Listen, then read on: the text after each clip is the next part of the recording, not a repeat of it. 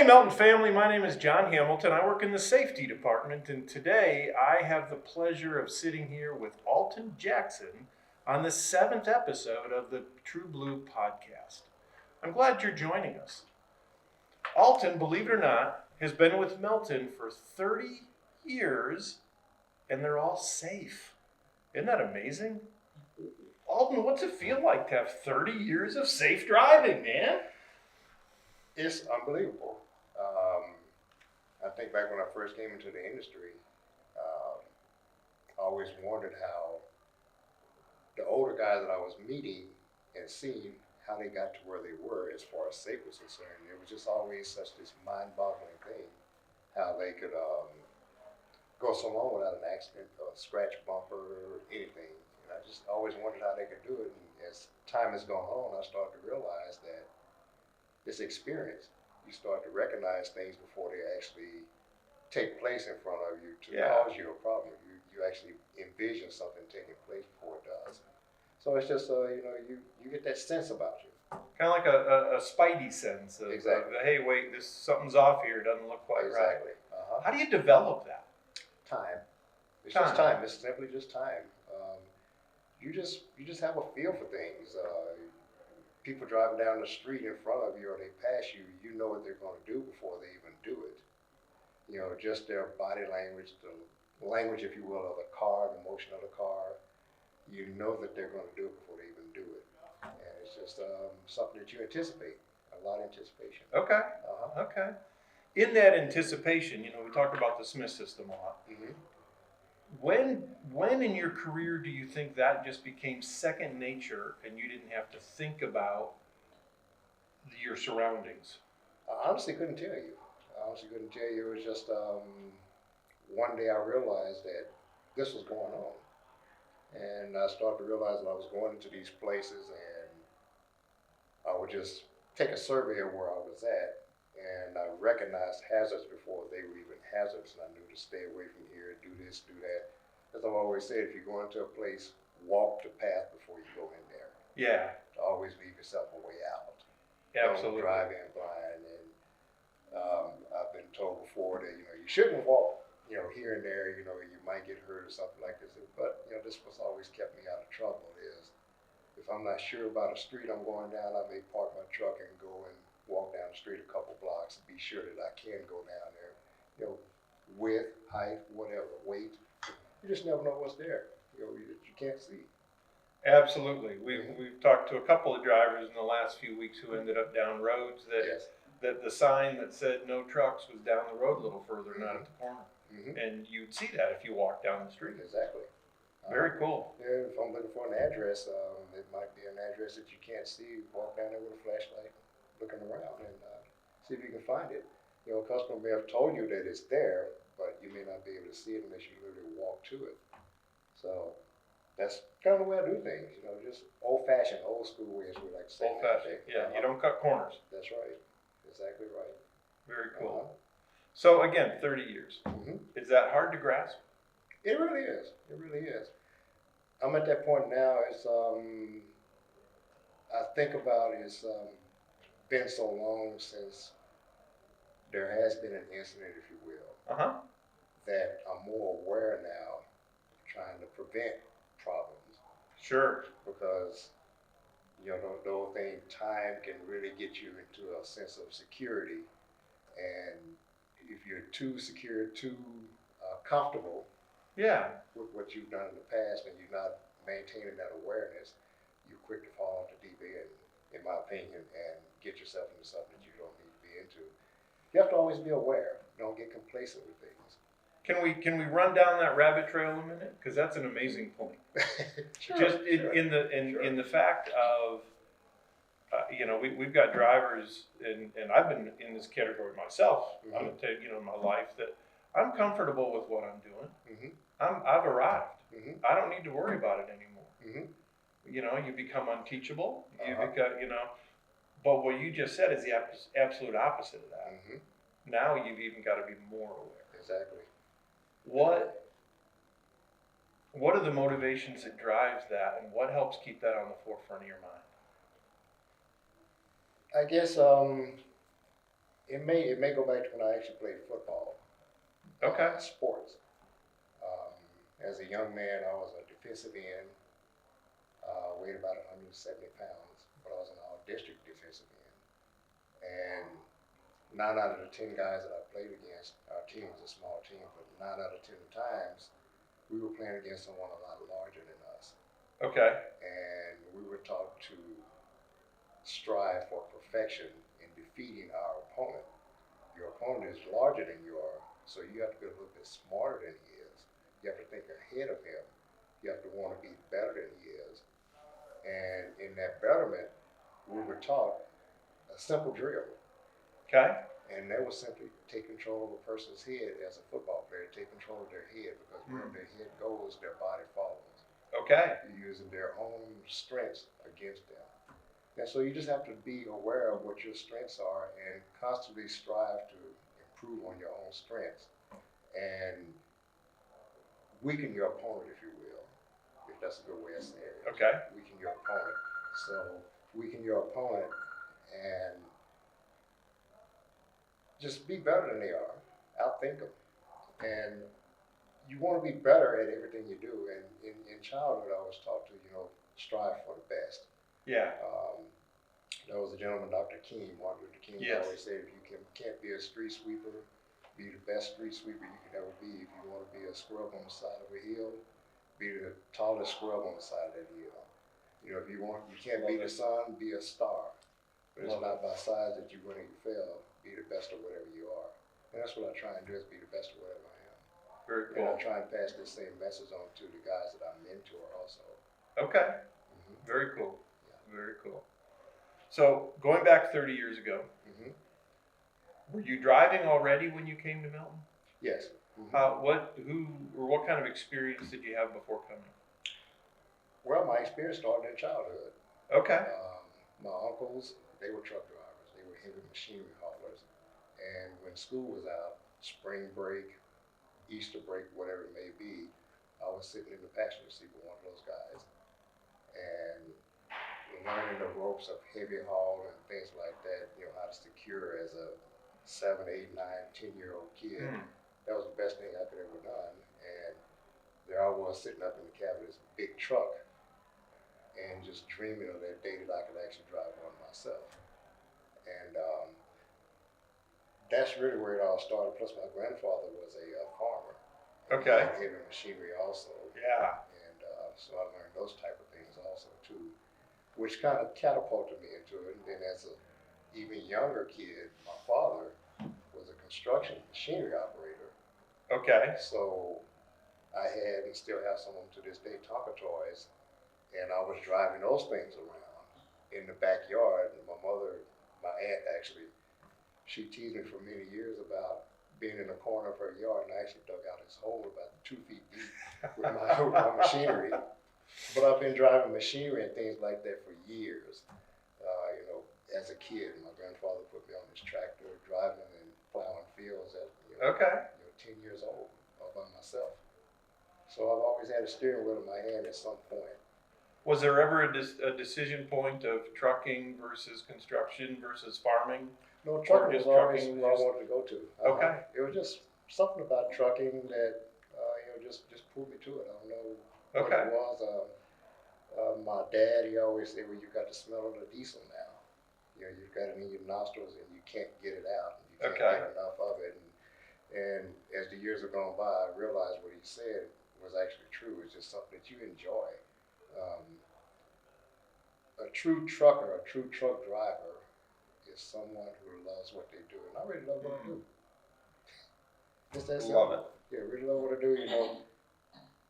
30 years, actually 38 years in the industry, and I remember the times when truck drivers, we were just like this, sit in a coffee shop all day and laugh and joke, and just have conversations like you and I are doing right now.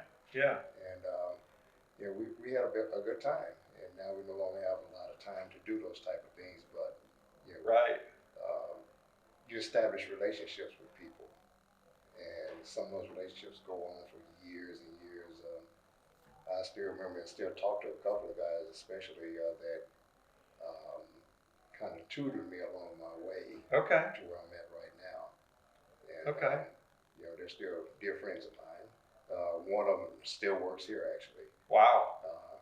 So, Wow. And the other, he's 86 years old. Mm. And I talked to him just a couple of days ago, and I still remember one gentleman, his name was Dusty Rhodes. And Dusty was a guy that I'll never forget, because I had the pleasure of actually spending 2 full weeks with him. Okay. Driving down the road. He was in his truck and I was in mine, and we were actually driving down the road, and he was giving me information as we were driving down the road, talking back and forth on the CB. I never forget, and I still use this trick to this day, and it was icy one morning in Chicago, Illinois, and I asked him, I said, Dusty, how do you know the road is freezing? He said, the road may not necessarily be freezing, but I can tell you that you'll know if it's freezing, if it's drizzling. And he said, just simply roll your window down. We were driving cab overs at the time. Okay. Roll your window down and just simply feel the back of your mirror. But it's cold out there. It's cold out there, but the ice or the droplets are actually freezing to the back of your mirrors at that point. And that's just how young and green I was, but I was taking all this information in, and I still use that type of information to this day. Absolutely. So, what part of the country did you grow up in? I grew up in Texas. In Waco, Texas. Texas is my hometown. I live in Fort Worth now. Okay. So cold and the ice and the snow of the north, Chicago. I mean, that would have been Relatively new. new to you then. New. Yeah. Especially driving in it, but I still remember the very first ice storm I drove in. Oh, do tell. And that was actually before Dusty. Wow. Wow. It was actually before him, but I was out there driving along there. Didn't have a problem, but I didn't understand totally what I was doing. But in the information I was given, all of that went together to make me a safer driver. You know, the experience I had by myself trying to figure things out with the knowledge and the information he gave me as a driver itself. Yeah, yeah. And put all that together and, you know, started realizing some things, and, you know, it all came together, and it still comes together, you know. Inclement weather, ice, snow is it's kind of like being a pilot when you're driving, that type of stuff, flying by the seat of your pants, if you will. Okay, okay. I remember, and I can't remember who it was, but they told me drive by the seat of your pants, and what they were talking about was not being unsafe, but what they were telling me was feel things going on. Yeah, feel the in truck. The seat of your truck, be in touch with it. And that's the way I drive to this day. Everything is by feel. Okay. Okay. By feel and, you know, hearing, smell, touch, you know, everything. You know, put all the senses into it. Everything's working overtime. So, close your ears. How does the safety equipment on the truck that takes the feel away affect how you drive when you drive by feel? I don't depend on the safety equipment. Okay. You can listen again then. I drive totally like that equipment is not there. The anti-lock brakes, I still drive like it's not there. When it comes to stopping on ice, I don't depend on it. I still feather the brakes like I've always done. You know, I still feel in the steering wheel. I still feel in the brakes. I still literally feel waiting for that little slip that lets you know something's not right. Or where you feel the momentum break, but then all of a sudden it takes off again. I'm still waiting for those type of things. I'm not depending on the equipment to tell me what's going on. I'm ahead of it. Okay. Having taken some pilot training, my instructor always told me, be ahead of the aircraft. Okay.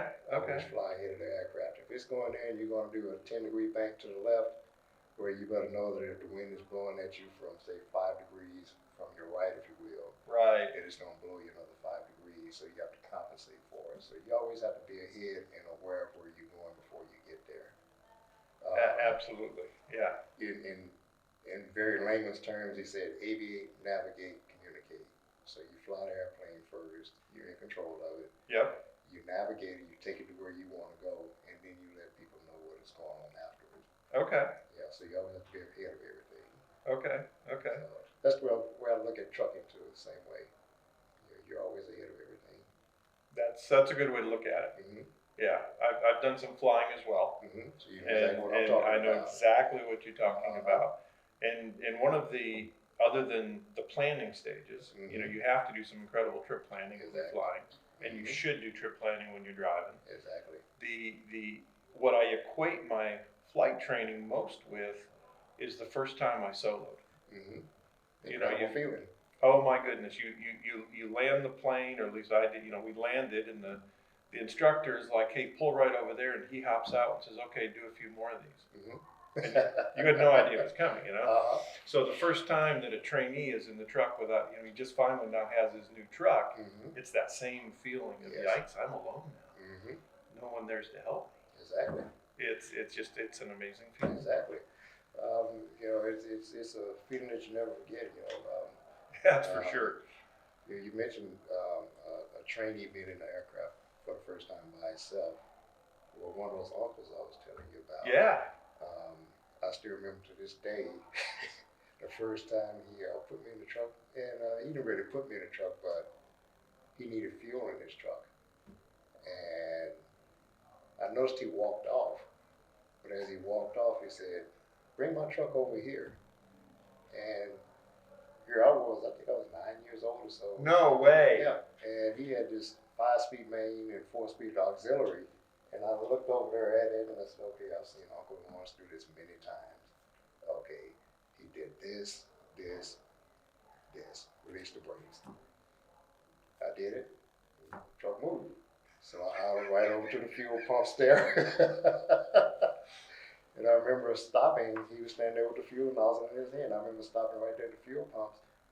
But what I didn't understand or know was that the brakes on the truck, air brakes at that time, this is in the 1970s, the brakes on that at that time, they didn't have any feel to them.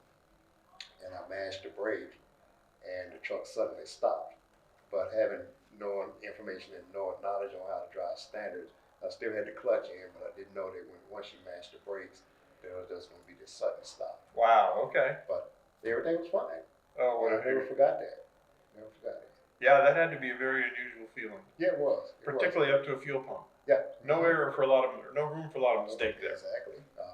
And there he was standing there with the fuel nozzle in his hand. I got out like I knew what I was doing and went around the truck, grabbed that nozzle and put it in the tank there, and as proud as I could be. Oh, that's great. That's great. Yeah. So, you know, things like that over the years just kind of helped me along, you know. I've had all this information come to me over the years. Wow. Just interest, if you will. Yeah. Just Okay. interest. Okay. So with all that interest and you driving for 8 years, what drew you to Melton? Melton offered me my first flatbed job. Okay. And when I first started from Melton, there was no training program. My training program was simply a set of keys and go pick this load up. And that first load was a load of landscape timbers. Okay. Arkansas. Okay. This is your very first load with Melton. First one. Okay. And we were based in Shreveport at that time, and I went to Crossett, Arkansas to pick these things up, and I can still hear all the sounds from this lumber mill, because these things were fresh out of the vat, if you will. Okay. Fresh All right. cut, so they were still wet. But it's well below freezing, so I still remember hearing these things crackling and what have you as they were setting on the trailer. I still hear these sounds in my head. And and me tying them down, I still remember all that, the smells and everything around this plant, you know, from doing that. And then actually going home, because this is Christmas, and actually going home with my first load. Okay. And the only thing I knew about that load was that it was my first load. Had no idea what I was doing, but I did it with the information and knowledge that I had gained from years past of Okay. being a driver. Okay. Just drawing back on that construction Yeah. machinery stuff, seeing drivers do things on the road, how they did it, asking questions from other drivers, just those type of things. Learning as you go. Learning as I go. Learning as you go. And understanding, you know, that from a young age I understood that working with the type of stuff I was working with, machinery, trucks, loads, I understood that they could seriously injure you. Yeah, buddy. I understood that real quickly, and that was from my grandfather and uncles, again, my father, because they worked with heavy machinery. But I understood that part of it real quickly, that you know you could be seriously injured. Yeah. Yeah. And so Never had a problem. Never had a problem. Cool. Just understanding some of those basic dynamics of Yeah. dealing with this type of stuff. Okay. Being on the job like that. So critique that first load. How did you do securement wise, knowing Excellent. what you know now? Excellent. I did excellent. It was a very simple load, and looking back at it today, but I still use one trick today that I learned back then. Really? And it was a real simple trick. Was I remember that when you set lumber on a trailer, it could be 8-foot lumbers, it could be 8-foot boards, it could be 20-foot boards, whatever it may be, on the very back of the trailer. And at this time, we didn't have air ride suspension. Okay, all right. This is all spring loaded.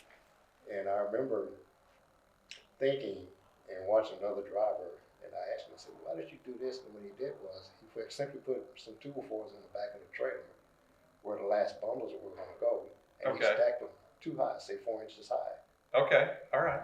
And those bundles were up like that, they were cocked like that. Okay. And he told me, said he did that so that those boards wouldn't work out the back. Facing inward, right? Yeah, the weight or the vibration. Yeah, okay. The vibration would keep them all working together, and I still use that trick to this day. You do the same on the front? Sure do. So on both ends, Yeah, it's double stacked, so the everything load works in. together. How does that affect the weight of the load? It doesn't affect the weight. Okay. It doesn't affect the weight. It's simply a way of just making everything work together. I'll say it like this, kind of like hauling steel pipe. You have, say, 20 joints of steel pipe. Okay. Single pieces. And they roll them onto your trailer, and they're sitting on 4x4s, and they may be pyramided, they may not be. Okay. You remember when you were in grade school, and your teacher always had a roll of pencils? Oh, yeah. They had a rubber band around them. Well, that same technique works with pipe, it works with wood, it works with anything, which is why we belly tie a lot of stuff. Right. Not only for the side to side, but also for the forward and rearward, you get more pressure down on everything. But I use that example because you can get that same roll of pencils and go in there and try and pull one out. There's pressure in there that you can't pull that pencil out necessarily. Yeah, not easily. Exactly. So that's just another ounce of a preventive measure, if you will. Okay. That you use to try and keep everything right where it's at. Okay. To keep one piece from causing you a problem with the whole bundle or the whole load. Okay. So you're constantly fighting these forces in what we do, and you have to understand how to counteract these forces and deal with these things. So it sounds like physics. Physics is a big part of what we do. Your high school physics teacher would be proud of you. Yeah, it's a big part of what we do. Yeah, that's for sure. As I say in flatbedding, it's a line of work. Open freight, it's a line of work that you have to think. You have to think in what we do. And if you're not constantly thinking about what you're doing, aviation again. For every maneuver that you make, for every adjustment that you make, there's going to be an equal or opposite reaction. Yes, absolutely. And it's the same way with what we do. And that's what we're constantly doing is, making adjustments. Yeah. We over-adjust here, but we need to take up something over here, so it all works the same. Aviation is simply physics, if you will. Yeah. That's what it is, four-dimensional. Four-dimensional, that's for sure. That's for sure. So with what you've learned with physics and load and forces and all of that, how would you advise an out-of-the-gate driver? Just got a CDL on Monday and is in orientation today. Participation. And I say participation meaning that a lot of times the people that load us, they understand what we're dealing with when it comes to setting a product on the trailer. Now they may say, well, we want to load it here, and this is the way we do it for everyone. But I ask that next question, well, why do you load it here? Why do you do it like that? And that's a big part of learning things, is asking those questions. Don't sit in the cab of a truck and expect them to know what you want if you're not communicating with them. You have to get out there and be a participant in the loading process. And in the loading process, that forklift driver that looks like he just sets product on your trailer and drives off and doesn't care, he may be able to teach you something because he's around drivers all the time. And he's seeing drivers doing different things and different techniques, and he may ask a question. A driver may say, no, I don't want that done like that. And he'll say, well, this is the way we always do it. And the driver explains to him why he wants something done. So now he's got another feather in his hat for him to pass on to the next driver. So Absolutely. it's a big group of people passing information around. Okay. You go into a truck stop, look at how a driver secured his load. If you see him, ask him, what did you do? Why did you do that like that? And just ask questions. Learn. Just learn. Learn. Always be there, observing, taking things in. Have you stopped learning? Have you made No. it yet? No, I haven't stopped learning. I hope I never stop learning because as I tell new guys that that I mentor, I tell them, I say, yeah, I've been doing this almost 40 years, but you're a newer generation, and you may show me something that I was totally unaware of because Sure. techniques and things change over time. I may still be doing it the way I've done it for the past 38 years, Yeah. but here you are in 6 months, and you may have learned something in orientation that I was not aware of. So That's a we great all still- perspective. We all still teach one another something. Yeah. Wow. Wow. Go back to aviation again. Some fly glass cockpits, others prefer the dials. Yep. Yep. Knowledge of both types of systems are to your advantage. Absolutely. Glass cockpit can go down. In a hurry. They read pressure, so Yeah. you have to Yeah. understand both of them. So you have to constantly learn. And Very once cool. you stop learning, then that's when you get yourself into a problem. Very cool. Uh-huh. Very cool. Switching gears a little bit. Mm-hmm. Again, you've been at Melton now for 30 years. Yes. I don't keep saying that to make you feel old. It's just an amazing thing. I Okay. had hair when I started So, this. we won't go there. How do you balance successfully, because you've obviously done this successfully, Mhm. how do you balance Melton time and Alton time? You're sitting here with your bride. Mhm. How do you give her the time she needs and still do the job well and just manage everything? Because there's a tightrope in there somewhere. There is. To start with, it takes a great bride. It takes a great bride to understand what you do. But also, too, when you do go home, when you are at home, that is bride time. That is your time with your bride. That is your time with your husband. That is your time with your family. When I started doing this, it was not uncommon for dispatch to call and say, hey, can you come back to work, or I need you to go pick this load up. And somewhere in there, I learned that, no, I'm not giving my time up at home. I've been gone for 3, 4, 5, 6, 8 weeks, 4 months, whatever it may be. Right. And this is my time. I'm not going to do this anymore. And that includes spending time with your friends, if you will. Mm-hmm. Understand that your wife, your kids, they've been home waiting for you to return safely all of this time. Well, it's your responsibility to spend that time with them at home. Don't go out and clean the truck. Don't do this, don't do that. Just spend time with them and enjoy it. Because what I've learned is that family time, those little ones growing up, I have 4 grandkids now. And the youngest is 9 years old, I think now.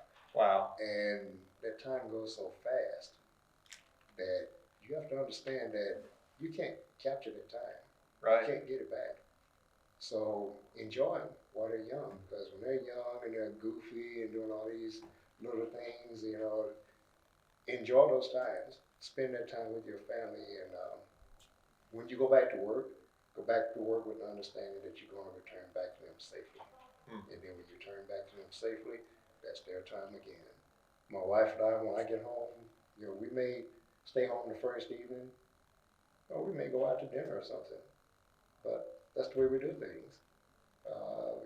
We spend time with one another. I mean, she told one of her friends that worked, I think it was a long time ago, said, my hubby's home now. I don't want to talk to y'all. So everyone knows that, when I'm home, that's our time.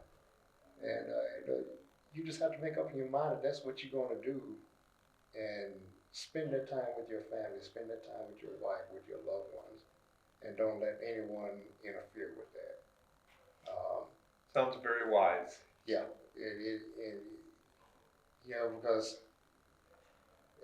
again, as time goes on, it's something that can get away from you so quickly, because you've already lost 6 weeks of time out Right. on the road. Right. And then when you come back home, and then you spend another 24 hours. And I'll say this too: you come home tired, and then you spend 24 hours sleeping, where you've lost another 24 hours that you should have been spending with your wife and kids, or your grandkids, your parents, or whoever it may be. So that's something I've always made a point of. No matter how long I've been working, if I worked all night to get home, I'm going to be up the rest of the day when I get home and spend that time with my family and enjoy that time. You're going to give them everything you got, even though Exactly. you're suffering to do it. Exactly. And then when time comes for everyone to go to bed, I'll go right to bed with them.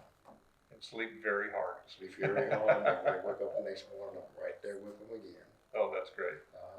That's great. Yeah. So it's up to you. It's up to you. It's just something you have to, do. Okay. You do it. Okay. You can't get it back. No, you don't. It doesn't come back. That's one way. Exactly. Once it walks out that door right there, it's gone. Yeah. As the old saying goes, the horse is out the barn. Right, he's running across the pasture now. You'll never catch him. That bolt of lightning struck behind him, and you won't see him anymore. He's gone. It's gone. Yeah. Yeah. So you just have to make your mind up. That's what you're gonna do. Love your family. Well, it sounds like you've done it well. I've done my best.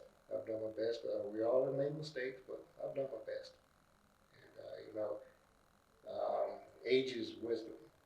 Okay. Age Yeah. is wisdom. And when you see those babies growing up, and you see where you may have made some mistakes, but you say, yeah, those mistakes I've made some, but there are a lot of good things I did in there also. Right. So let's build on the good things. Very cool. Mm-hmm. Very cool. I'm assuming you've had your choice of more than one truck. Mm-hmm. What's your favorite? I've driven Peterbilts for the last 15 years, I think it is, and they're okay. And I've driven Kenworths for many years. Never cared for Freightliners. Very first truck I ever drove on my own. Well, not counting the one with my uncle. Right. Ford CL 9000. But my very first assigned truck was a dump truck. And Okay. It was an old offset cab Mack. Oh, wow. With I think it was 14-foot dump body on it with a 20-foot pup behind it. Oh, two my. stick shifts in the floor. Okay. Loved that old truck because it was my very first one, and I could make it smoke like a freight train. As was a thing back in the 70s and the 80s. I could make it smoke like a freight train. And straight exhaust on it. But the best one, I'll just say it like this, it's not necessarily a Kenworth, it's not necessarily a Peterbilt. It's more or less, but it'll definitely, in my opinion, never be a Freightliner Okay. or International or something like that.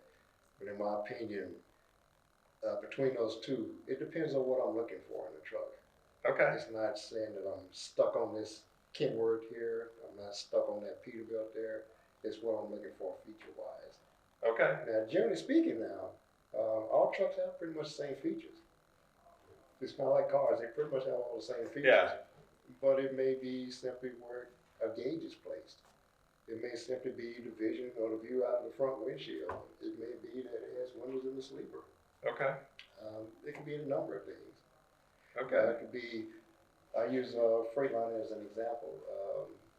We used to have cab over Freightliners. Yeah. And they had one of the worst air suspensions you could ever ride.